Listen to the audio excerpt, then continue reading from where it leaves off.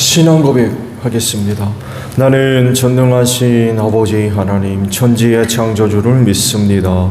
나는 그의 유일하신 아들 우리 주 예수 그리스도를 믿습니다. 그는 성령으로 잉태되어 동정녀 마리아에게서 나시고 본디오 빌라도에게 고난을 받아 십자가에 못 박혀 죽으시고 장사된 지 사흘 만에 죽은 자 가운데서 다시 살아나셨으며 하늘에 오르시어 전능하신 아버지 하나님 우편에 앉아 계시다가 거기로부터 살아있는 자와 죽은 자를 심판하러 오십니다. 나는 성령을 믿으며 거룩한 공교회와 성도의 교제와 죄를 용서받는 것과 몸의 부활과 영생을 믿습니다. 아멘. 찬송가 90장 우리 부르시죠.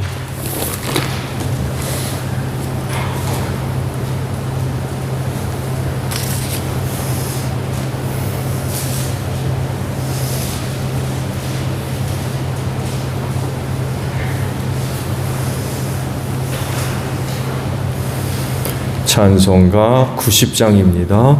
주 예수 내가 알기 전 날 먼저 사랑했네.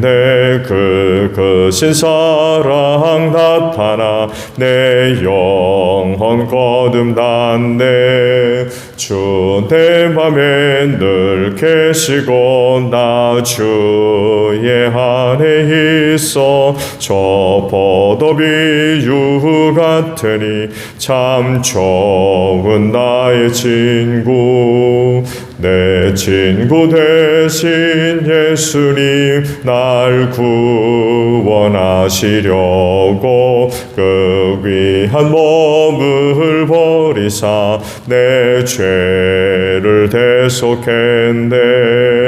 나 주님을 늘 믿으며 그 손을 의지하고 내 몸과 마음을 바쳐서 끝까지 충성하리. 내 진실하신 친구여 그 은혜 내려주사 나랑 상보하시고 내 방패 되옵소서. 그 풍성한 참 사랑을 네 능히 끊을 소냐. 날 구원하신 예수는 참 좋은 나의 친구. 빌립보서 2장의 말씀입니다.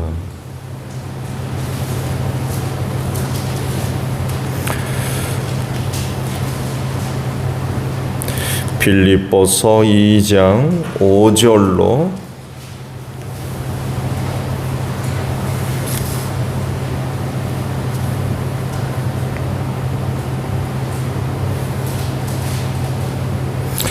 11절까지 보겠습니다.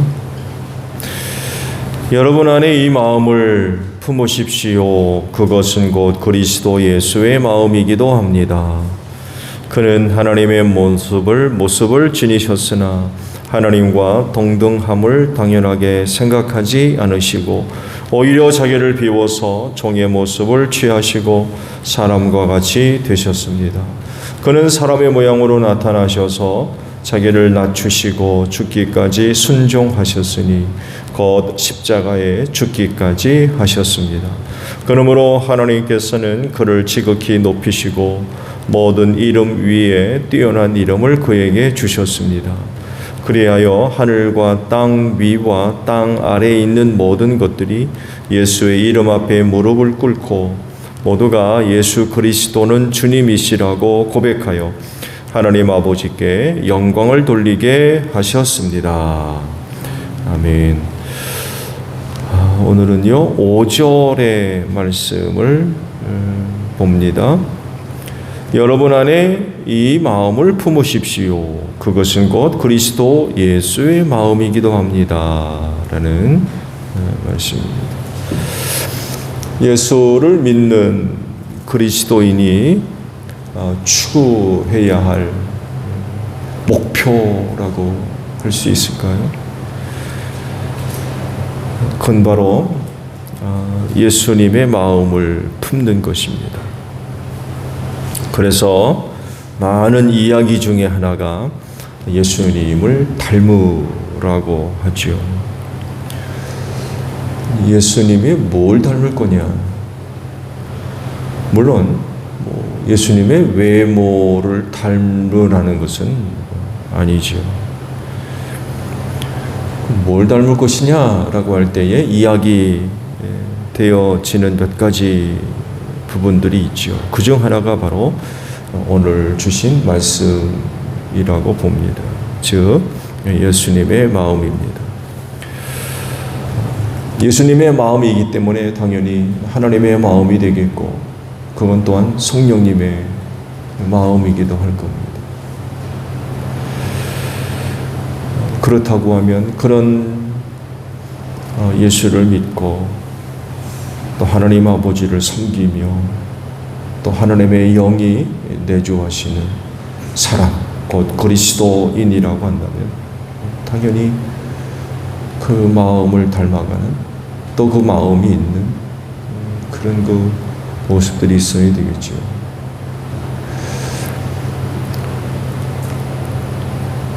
예수의 마음이십니까? 그러면 예수님의 마음은 어떤 마음일까요? 예수님을 소개하는 말씀들을 보게 되면 예수님의 마음이 어떤 것인가 여러 가지로 설명이 될 수 있겠죠. 오늘 주신 그 말씀들을 통하여서 그 예수의 마음이 어떤 거냐라고 할 때에 몇 가지로 설명하게 되면 겸손이 그중 하나일 테고, 겸손하면 당연히 낮아짐이 되겠죠. 그리고 자기 부인, 그리고 하나님께 복종하는 마음, 이런 그 내용들을 오늘 주신 그 말씀 속에서 우리가 발견할 수가 있습니다. 예수님이 바로 이런 분이셨기 때문에 그를 믿는 그리스도인들에게도 동일한 내용들을 요구하지요.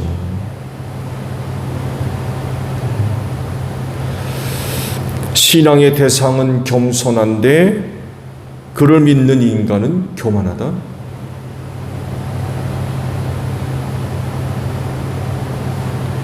신이 인간이 되실 정도로 낮아지셨는데 그는 높다? 뭐가 대단히 맞진 않죠. 그래서 주님도 제자들에게 그런 교훈을 주셨죠.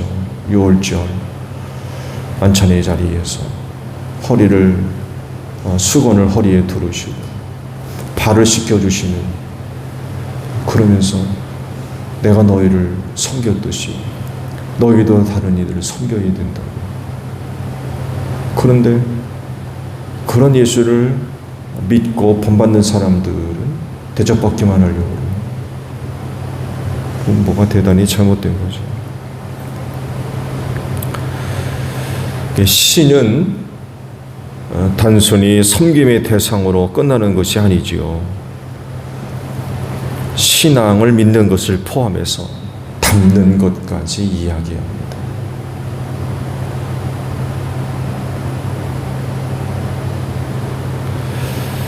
이것이 기독교가 다른 종교와 다른 부분이라고 할 수 있어요. 그냥 단순히 섬긴다, 예배한다, 혹은 믿는다, 이런 내용이나 수준에서 끝나지 않고 그 신을 닮아가는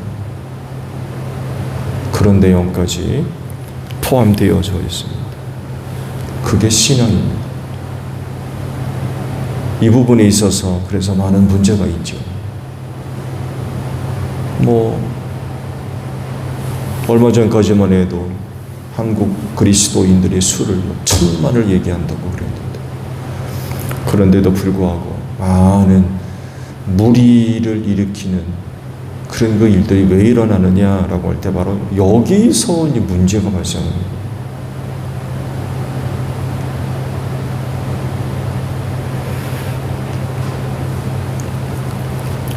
질문이 이제 생기게 되는데 예수님에게 왜 이런 마음이 생긴 걸까요?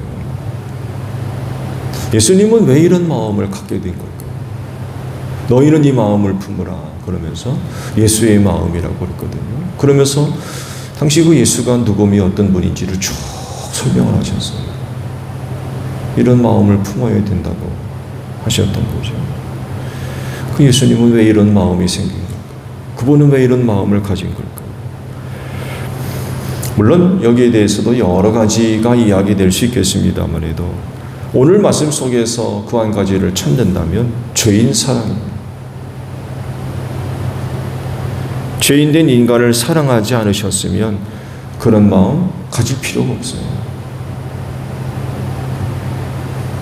죄인된 인간을 구원하시려는 그런 그 마음들을 갖고 계셨던 거죠. 그 당연히 예수에게서 그런 그 마음이 생기지 않을 수가 없는 거죠. 그런 마음을 품고 계시니까 사람이 되셨고 사람으로 오셔서 죄인을 대신해서 십자가에서 죽으실 수 있었고 또 그런 그 마음이 있기 때문에 기꺼이 죽기까지 하나님께 복종하는 그런 것도 생길 수 있었군요.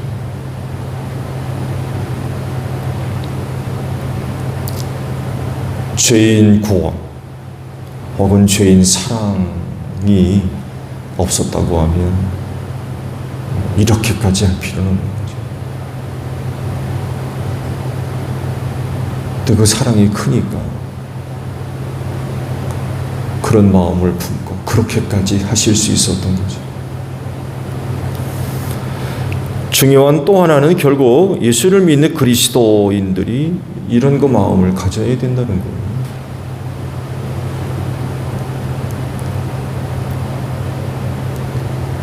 왜 그럴까요? 예수님에게 그런 마음이 있었던 것이 죄인을 구원하시려는 사랑이었기 때문에 그 마음이 있었다고 한다면 이 마음을 그리스도인도 품어야 한다면 같은 이유가 돼야 되지 않을까요? 왜 여러분 왜 우리가 예수의 마음을 품어야 돼요? 왜 너희는 예수의 마음을 가지라고 말씀을 하시는 거예요? 그거 우리가 사는데 도움이 되는 겁니까? 생활하는데 도움되는 거예요? 조금이라도 돈 버는데 도움이 되는 겁니까?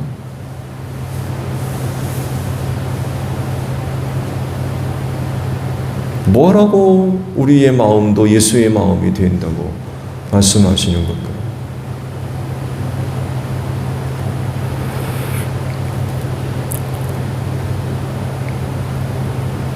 예수의 이런 그 마음을 우리가 보게 되면 영혼 구원은 이런 마음을 품지 않고서는 안 되기 때문에 그래요.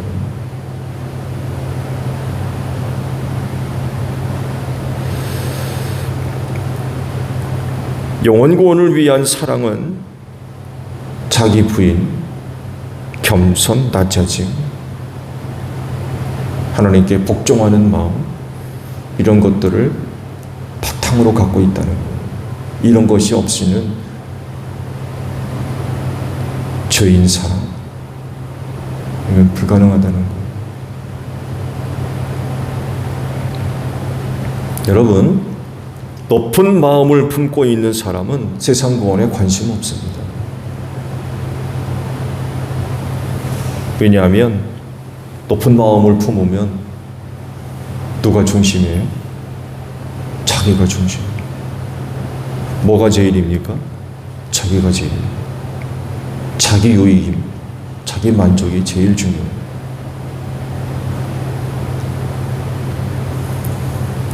이런 사람은 자기 자신에만 관심이 있을 뿐입니다. 그런데 어떻게 자기를 희생해요? 불가능한 거죠. 그래서 죄인 사랑은 그래서 아무나 하는 것이 아닌 것 같아요. 죄인 사랑은 예수님의 마음을 품은 사람, 곧 자기 부인, 겸손, 낮아짐, 하나님께 복종하는 마음, 이런 것들을 갖고 있는 사람이 감히 감당할 수 있는 그런 모습인 겁니다.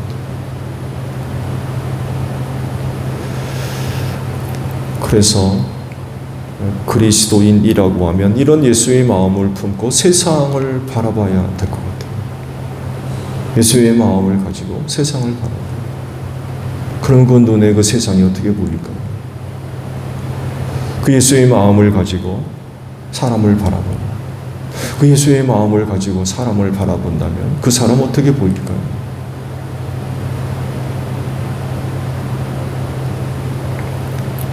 오늘도 새벽 제단을 통하여서 새롭게 예수의 마음을 회복하는 여러분들이 되시기를 바랍니다. 주기도문 합니다. 하늘에 계신 우리 아버지, 아버지의 이름을 거룩하게 하시며 아버지의 나라가 오게 하시며 아버지의 뜻이 하늘에서와 같이 땅에서도 이루어지게 하소서. 오늘 우리에게 일용할 양식을 주시고 우리가 우리에게 잘못한 사람을 용서하여 준 것 같이 우리 죄를 용서하여 주시고 우리를 시험에 빠지지 않게 하시고 악에서 구하소서. 나라와 권능과 영광이 영원히 아버지의 것입니다. 아멘. 기도합니다.